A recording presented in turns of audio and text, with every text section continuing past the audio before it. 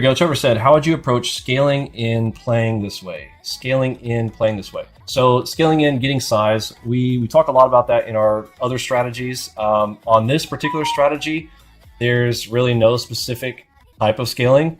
What size contract account size would, well, let me ask you this. How many contracts would you envision? And I'll tell you how you would play to that many contracts. Scaling in general, look, a lot of people have a lot of different terms for what scaling means, or a lot of different definitions of what the term scaling means. Most of the time people say scaling in, that means that as a trade is going against them, they add to position.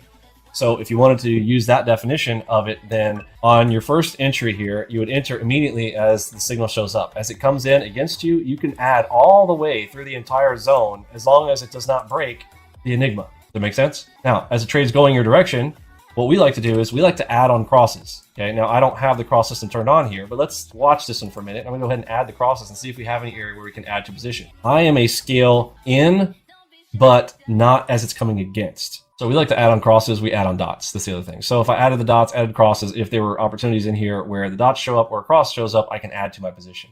I start with, depending on where I'm at in my count, on 5 trades. We do 5 trades or 5 or 6 trades per session.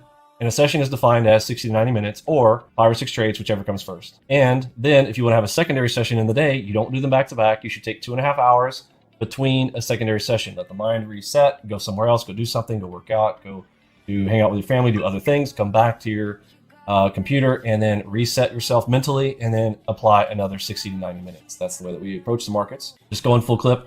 So you should never go in full clip if you are trading in a live market. When you are, and by live, I am specifically saying non-trader funding, because trader fundings are not live. Trader fundings, dude, you could do that all day because they're not trading live, and you're not going to be stop hunted on a virtual account, which is what trader funding programs are. Trader funding programs, while, you know, it's like, oh, it's live because you get paid. Well, I mean, kind of, but not really. You're playing a video game and they're paying you to play if you win.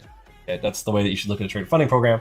You can go all in if you're on a trader funding program. Should you do that in a live market? No, you're going to show up as a block order and then they're going to hunt you.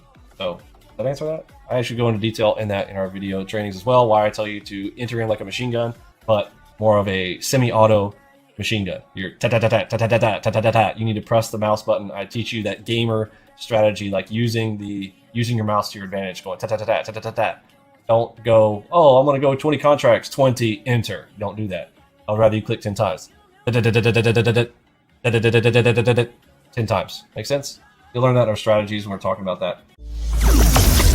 Press the like button, share, subscribe, and comment below with your thoughts and what you've learned.